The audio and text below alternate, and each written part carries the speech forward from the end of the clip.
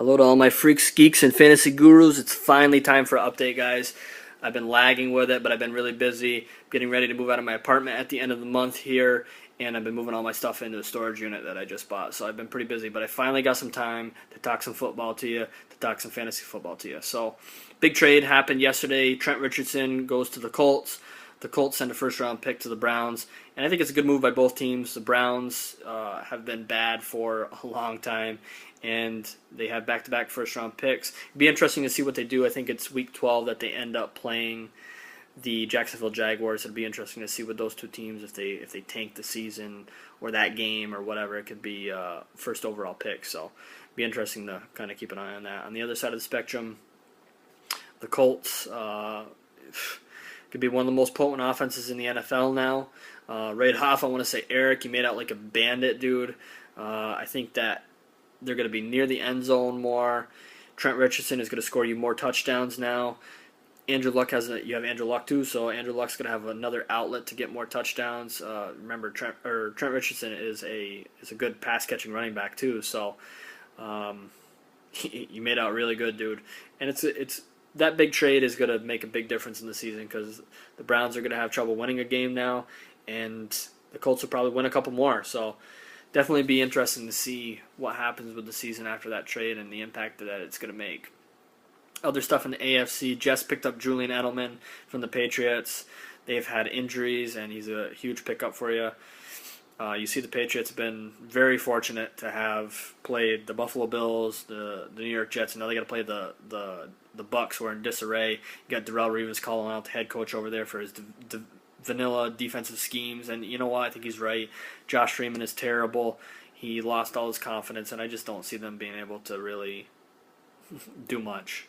And the Patriots made out. So other AFC teams, Miami's 2-0. Big win last week against Colts. Glad they didn't have Richardson. Would have been a lot tougher game. Kansas City's 2-0, and I think those are two teams that will definitely be fighting for playoff spots at the end of the regular season. A lot of other teams in the AFC are pretty good. Houston, Cincinnati, Tennessee, San Diego. Eric, another big pickup. Eddie Royal. They got some injuries right now, and Eddie Royal is he's a security blanket and a weapon for Phillip Rivers. The offensive coordinator there has definitely helped Phillip Rivers' career. I actually thought he was going to be gone at the end of the season, but he's playing really well. So we'll have to just kind of wait and see what happens. But you picked up Eddie Royal, so good job, Eric, with that pickup as well. I think he's at least got a couple more weeks till players get back, and maybe longer. We'll see. Other AFC, Denver Broncos. I'm not going to say much here. The team's unbelievably good, and their defense is going to tighten up when they get Champ Bailey and Von Miller back. So I just don't really see any team being able to compete with them in the AFC this year, unless there's some kind of injury to Peyton. NFC a little different. I mean, you got your powerhouse teams there. You got San Francisco 49ers. You got the Seattle Seahawks. Seattle Seahawks are a little head and shoulders above everybody right now. Not that it couldn't tighten up. I think there's some teams that could challenge them, but both those teams, they're actually down players right now, and that's scary because they're both really good. San Francisco 49ers don't have Crabtree, and I think that hurts them when they play a tough defense like Seattle because he can kind of open the field for them a little bit. Seattle, they'll probably get Percy Harvin back between week 7 and 10, and they're missing some defensive players too, so pass rushers, and be interesting to see what happens going forward. Green Bay Packers, Aaron Rodgers. Listen, this guy is unbelievable quarterback. He gets sacked more than anybody in the NFL, and he still tears defenses apart. He's the best QB in the NFL. Guy is amazing QB. NFC East is an interesting division to watch this year. I think they're all okay teams. And you have like the Philadelphia Eagles, that offense, that Chip Kelly fast-paced offense. Mike Vick is doing a good job running that offense. If you have any of those players in your fantasy league, you're probably doing okay. Brent Selleck, Deshaun Jackson, LaShawn McCoy is a beast this year. Michael Vick's a beast this year, as long as he can stay away from the injuries. And I think they're going to be in a lot of shootouts because their defense really isn't that good. So if you got those players, you're going to be doing all right. Washington Redskins, kind of a letdown right now. Their defense is horrible. RG3 not really playing all that well yet. He could turn it around this weekend. I don't know, but right now they're not looking too good. Dallas Cowboys did beat the New York Giants, but it seems like in that division they just seem to always fall flat lately. They have some kind of star power injury, Des Bryant, DeMarco Murray, Jason Witten. Somebody's always getting injured and they just fall flat. So I think that, even though New York Giants are kind of in a must-win situation almost this weekend against Carolina, I do think they're going to win that game. And it's going to be between them and Philly at the end of the season to see who wins that division. Other than that, guys, fantasy stuff, make sure, you're keeping up with the waiver wire. You only get a couple. Make sure they're really good. Eric's done an excellent job of that. Jess has done a good job of that. Some others have done a good job of that. Make sure you're getting the players that you really need. And it was good. Like this auction draft, this is the first auction draft I've ever been a part of where the auto drafters didn't end up getting fucked over and actually made out pretty well.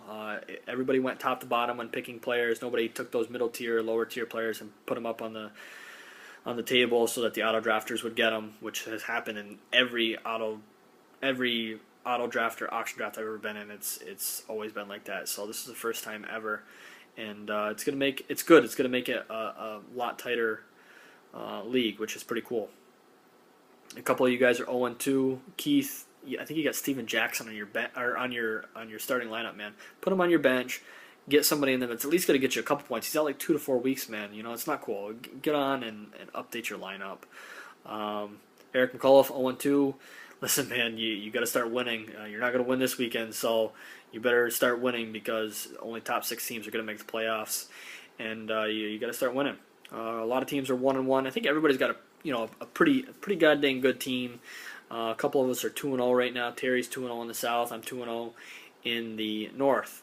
Something pretty cool if you guys haven't checked it out. If you go onto the actual site and you go to standings, there's a little pull-down menu, and you can check current projections, power rankings, the draft day projections, and how they've changed. Just interesting to kind of see, like just for instance, draft day projections, they had me at 1-12. Maybe it's because I didn't pick a kicker. I don't know, but I'm already 2-0. So you see how it kind of changes, but they update it every week. It's just kind of cool to check out. If you haven't done the pick'em, another thing, it's kind of fun. It keeps your record, and you just pick who you think is going to beat who every week with the people in the league.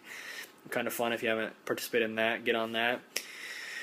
Other than that, guys, Jay had a big comeback week. I kicked your ass last week, Jay, but came back this week, had a big week, and got your win back. Real high score, so good job with that. But that's pretty much it, guys. Fantasy football. The other thing I want to let you guys know, I am doing weekly contests. It's an online thing.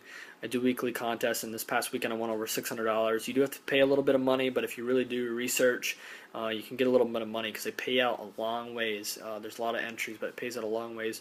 And I've talked to some of you about it. I sent you some emails on it. If you're interested in knowing about it, I've already invested another $50 this weekend. And I just put $500 in my bank account, and I still have leftover money. If you're interested in knowing more about that, give me a shout. I'll let you know all the details with it, and that's pretty much it, guys. I'm gonna wrap it up here. I'm running on almost 9 minutes. Good luck to your teams this weekend. Good luck to your fantasy teams this weekend, and that's about it, guys. I'll catch you later.